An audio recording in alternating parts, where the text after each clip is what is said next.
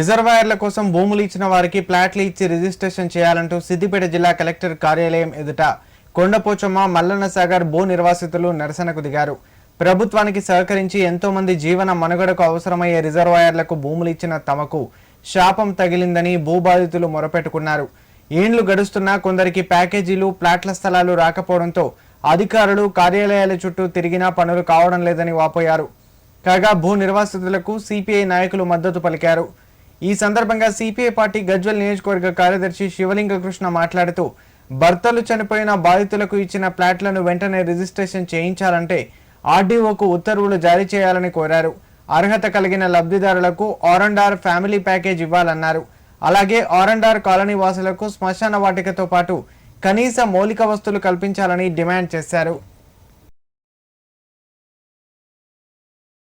మల్లన్న సాగర్ ప్రాజెక్టుకు చెందిన భూ నిర్వాసులం మేమంతా. మా ఇండ్లు మా జాగలు సర్వస్వము గవర్నమెంట్కు దానదత్తం చేస్తే ఈరోజు మేము రోడ్డు పాలైన పరిస్థితి. అప్పుడు ఉన్నటువంటి శ్రద్ధ అధికారులకు ఇప్పుడు మా మీద లేకపోవడం దుర్మార్గము. ఇది చాలా బాధాకరం. అక్కడి నుంచి మమ్మల్ని ఆర్&ఆర్ కాలనీకి షిఫ్ట్ చేస్తే అక్కడ చూద్దామంటే మౌలిక వసతులు లేక ఉపాధి లేక నానా తంటాలు పడుతున్నటువంటి పరిస్థితి.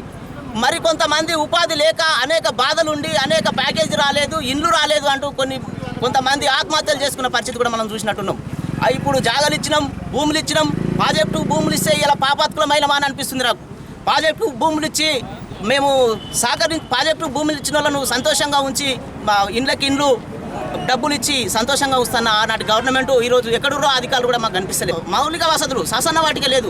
అట్లాగే ఒంటరి మహిళలకు భర్తలు చనిపోయిన వాళ్ళకు దాదాపు ఇప్పుడు 5 ఏళ్ళ పొద్దు అవుతుంది. 5 ఏళ్ళ నుంచి భర్తలు చనిపోయిన వాళ్ళకు ఇండ్లు ఇచ్చారు కానీ రిజిస్ట్రేషన్ చేయమంటే చేస్తలేరు. ఇండ్లు ఇచ్చిన వాళ్ళు వాళ్ళే, ప్యాకేజ్ ఇచ్చిన వాళ్ళు వాళ్ళే, ఇలా రిజిస్ట్రేషన్ చేయమంటే చేస్తలేరు. అట్లాగే 18 సంవత్సరాలు నిన్న వాళ్ళకు కూడా ప్యాకేజ్ ఇచ్చిర్రు కానీ ప్లాట్లు ఇవ్వమంటే కూడా ఇంతవరకు ఇచ్చిన పాపాన పోలేదు. అనేకమైనటువంటి సమస్యలు భూ నిర్వాసులు, ఇంకా భూమి పైసలు కూడా జాగ పైసలు కూడా రాక నానా తిప్పలు పడుతున్నారు. మా కష్టం మొత్తం ఆయన ప్రభుత్వానికి తెలుసు, ఆ ప్రభుత్వం ఉన్న ముఖ్యమంత్రి కూడా తెలుసు. ఒక మనిషి చచ్చిపోతే శంసన వాటికి లేదు, మౌలిక సౌకర్యాలు లేదు. ముసలోళ్ళు మాకు వస్తుందా రాదా, ప్యాకేజ్ వచ్చింది అన్ని వచ్చినాక కూడా ఒక ప్లాట్ రిజిస్టర్ అవుతుందా కాదా ఆగమనంలో మన నుంచి చచ్చిపోవడం జరుగుతుంది. అది చచ్చిపోయి బెంగతో కూడా చచ్చిపోయారు చాలా మంది.